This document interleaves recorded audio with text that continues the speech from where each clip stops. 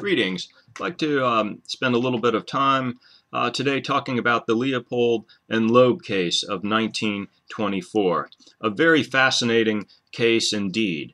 This is a case where two teenagers, Leopold and Loeb, Richard Loeb, who was 18 at the time, and Nathan Leopold, who was 19 years of age at the time, kidnapped and killed a 14-year-old boy named Bobby Franks. They basically clubbed him to death with a chisel and threw out his body, which was later discovered.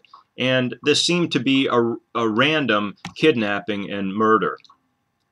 According to their attorney, the two teens killed for the experience or the excitement. But if we look back in the history with Leopold and Loeb, we see that they have committed other crimes previously, robbery, for example, and theft. Basically, what happened, to just kind of summarize, is they picked up Bobby, they killed him, they wrapped his body in a blanket, drove around in their car, stopped to have a hot dog and beer, rode around some more, and then placed it near a railroad embankment. They had gone ahead and burned the face, the penis, and a body scar of Bobby Franks with hydrochloric acid to try to destroy his identity in that sense. And then they called Bobby Franks' father and demanded a $10,000 ransom for Bobby's safe return. They also constructed a ransom note and sent that the next day. And Mr. Franks, the boy's father, put the money together, but the body was discovered before following through on the exchange. Even more strange, Loeb helped the police by supplying them with leads, but some special glasses, eyeglasses, were found near Bobby's body, and they were very rare and had expensive frames. 3 people had bought these recently, and Leopold was one of them, and they had fallen out of his pocket, and Loeb went ahead and confessed what had occurred, although they blamed each other for the actual killing. Another interesting feature in this case is journalists helped with the case investigation by trying to match handwriting of the ransom notes with the college notes of Leopold, for example. One of the features of this crime is that both Leopold and Loeb came from upper-class prestigious families. Also, they were extremely intelligent, extremely bright, and had a lot of accomplishments already. For example, Fass, in an article, Making and Remaking an Event, the Leopold and Loeb Case in American Culture, Journal of American History, Volume 8, published in 1993, pages 919 to 951, gives more history on this and talks about Leopold already having published articles about birds and also being able to speak 11 different languages. Loeb's father was the vice president of Sears Roebuck, and Loeb was also, interestingly enough, a distant relative of Bobby Franks. And also, Loeb was considered quite attractive and had a large group of female followers in that sense. That also occurred during the trials. Churchill, in a 2009 article, The Queer Histories of a Crime, Representations and Narratives of Leopold and Loeb from the Journal of History of Sexuality, Volume 18, pages 287 to 324, points out that the police questioned and detained men who were thought to be homosexual. For example, 3 of Bobby Franks' teachers were suspects, and they tried to link the crime to deviant sexuality. And this is something that we will see has to do a lot with the time period and fears at that time. Okay, moving back to your major textbook, The Psychosocial Aspects of Leopold and Loeb, that Loeb was a graduate of University of Michigan. Leopold was attending law school at University of Chicago.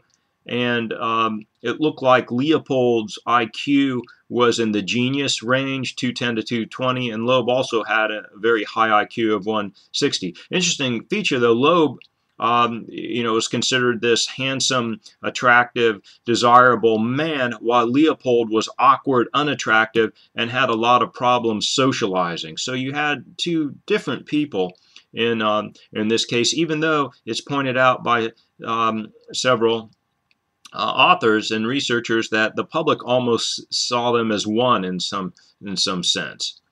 Back to Churchill's work, putting together kind of a psychological profile, Churchill points out that both were troubled youth that had traumas that probably led to mental illness, that Leopold was weak and sickly, and his mother died when he was young, and he was also socially awkward.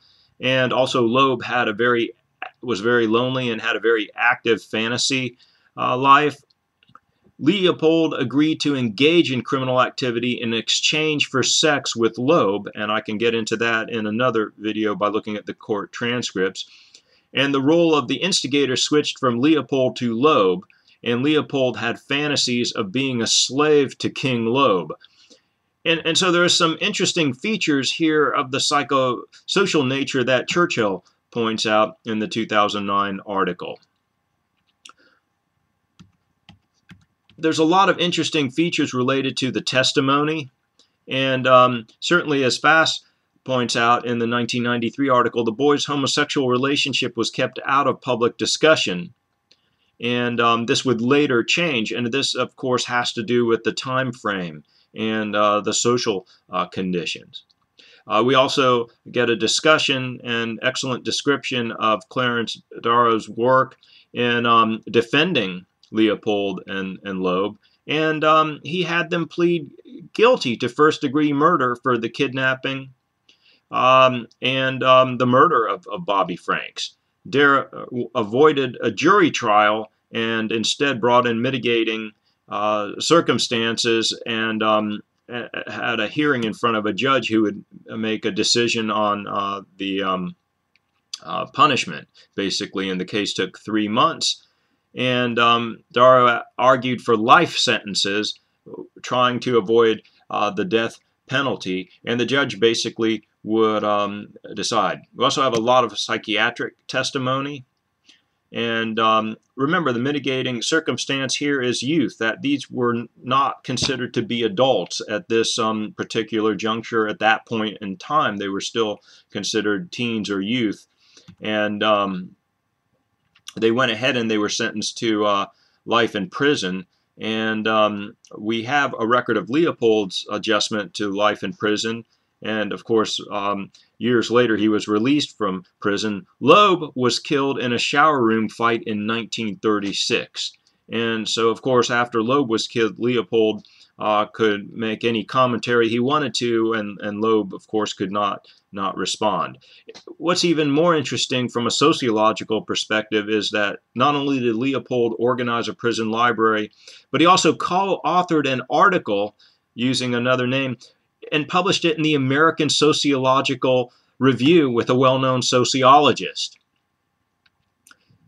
If we look at back to Fass's 1993 work, Leopold is rehabilitated. He distanced himself from the crime and from Loeb, and they construct Loeb as the criminal and the killer. Leopold denies any sexual deviations while in prison, admitted to the crime and also his troubled youth, and stated that he found religion, and then wrote a book called Life Plus 99 Years. In 1958, after 33 years, Leopold was released from prison, and he's released with poor health, but he does move to Puerto Rico and works as an X-ray technician. He also marries in 1961 and dies of heart complications in 1971. You can still look at the media circus that occurred, but also thinking about the effects on the criminal justice system. That the guilty plea avoided the formal trial of trying to prove that a crime was actually committed by the alleged perpetrators. And also the idea that the attorney matters, that if they didn't have one of the best attorneys around, they probably would have been hanged. Also, the question of execution of perpetrators and their age comes into play, which still is debated today. We might ask, how would Leopold and Loeb, how would the outcome occur today in this, kind of the same scenario? What kind of trial and sentencing and punishment, do you think would occur in that regard? So we can go ahead and ask that question. Also, I think we have a wealth of psychiatric and psychological information that we can look at. And also we can ask if there's any criminological theories that explain this particular crime. Some would argue that antisocial personality, psychopathy, or perhaps psychopathy is present in one or both of the perpetrators. That some ask, was Loeb a psychopath? Did he have the characteristics such as being impulsive, having little or no guilt, or little or no bonds with others, emotional numbness, manipulativeness, cunning? And that, of course, comes really from the Diagnostic and Statistical Manual of Mental Disorders and also the work of Robert Hare on psychopaths. Of course, that a psychopath is a different characterization than antisocial personality disorder. It's important to mention there's some overlap, but there's also a lot of differences. So, I mean, you could have a debate there, which we're not going to get into. Was Loeb and Leopold, for that matter, psychopaths, or did they suffer from antisocial personality disorder, or how do we make sense of that situation? And also, you have to consider that psychiatry and psychology really is a new science being introduced at that time, and so that's relevant. So I think it's a very, very important case to look at. That what we end up seeing, and that we see a lot of books and also films and plays occurring based on Leopold and Loeb. And if you do a YouTube search of Leopold and Loeb, you'll see that there are some film clips or maybe even some films on them throughout, that kind of do an analysis in different modes